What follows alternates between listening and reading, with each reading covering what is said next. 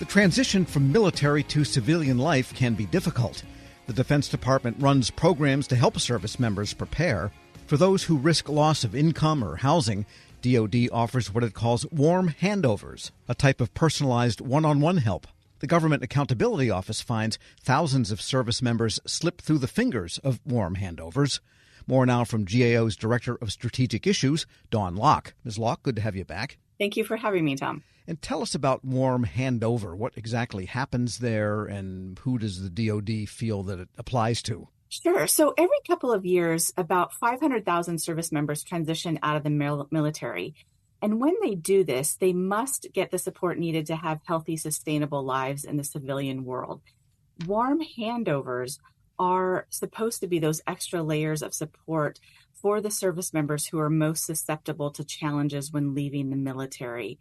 So that warm handover support entails DoD giving the service members, like you said, an in-person contact at an agency that could provide tangible assistance. So, for example, a VA official who can help with disability claims, or a Department of Labor official who can help with finding them a job. Is this available, by the way, to those with other than honorable discharges? This is available to those who are considered at risk. If they have an other than honorable discharge, they could potentially, depending on their TAP counselor, still get a warm handover. Okay. And do we know roughly of the 500,000 that I believe you said every 5 years that transition out, it's a fairly small number that they deem needing the warm handover? It could be considered small. Depending on what you consider small. So in the 2-year period that we looked at, there's about 45,000. There's more than 45,000 who are considered at risk of challenges when they transition. So, for example, they don't know how they're going to earn a living. And of these, sadly, more than 4,300 who were at risk are slipping through the cracks.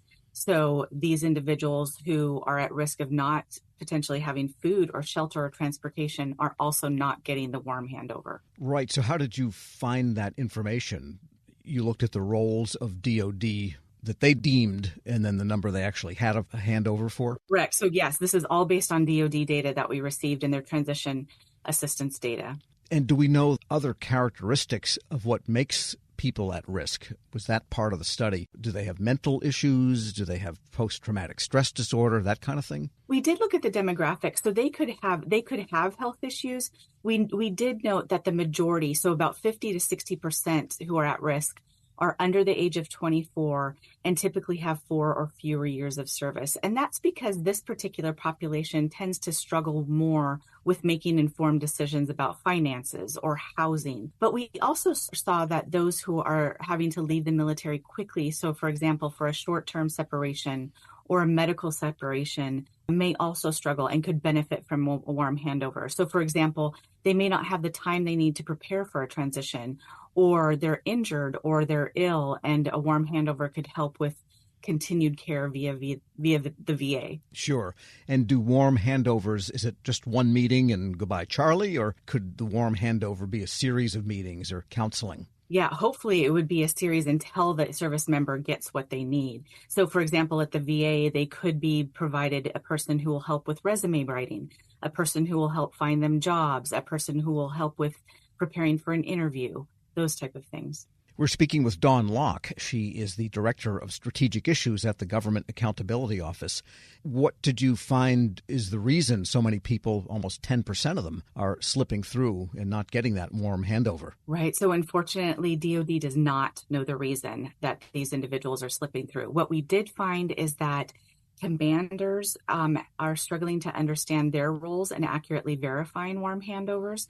So, for example, only 2/3 of the warm handovers that were given were verified by a commander.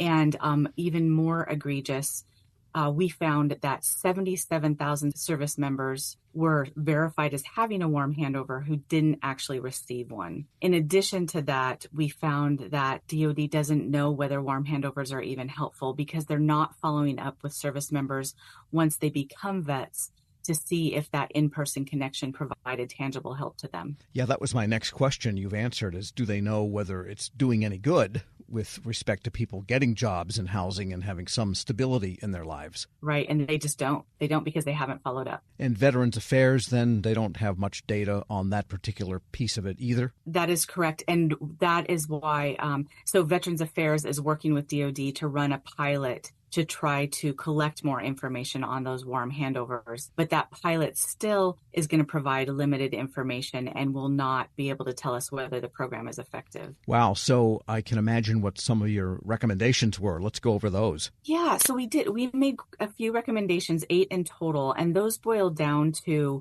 having DOD better use the data and contact information to ensure a person-to-person connection happens. We also are recommending that DOD ensure commanders accurately verify the warm handovers and that they assess and share information on the helpfulness of warm handovers. So that's key. We need DOD to determine if these warm handovers are actually helpful.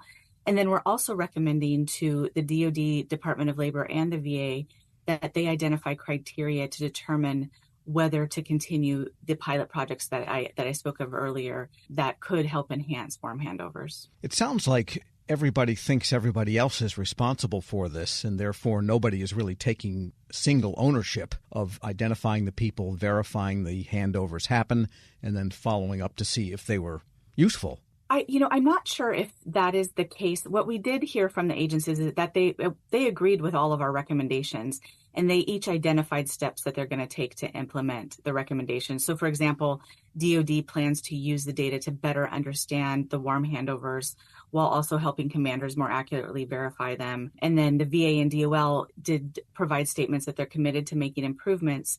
So, for example, the VA is seeking specific information to determine how to fund its pilot at all the military installations. In some ways, the biggest beneficiary of this program, potentially besides the service members themselves, is Veterans Affairs, because if people have compounded problems in their lives, it's going to some way or another end up on the doorstep of VA. Correct. They are a huge service provider, as you know, to service members, and it would benefit them greatly to get this right. And by the way, do we know the percentage of women versus men that are part of the handover program? I don't have the percentage to memory, but there are fewer women who receive a warm handover just by the nature of there are fewer women in the military. But they are definitely there for needing it. Correct. Yep. Dawn Locke is the Director of Strategic Issues at the Government Accountability Office. Thanks so much for joining me. Thank you for having me, Tom. And we'll post this interview along with a link to her report at federalnewsnetwork.com/Federal Drive. Subscribe to the Federal Drive wherever you get your podcasts.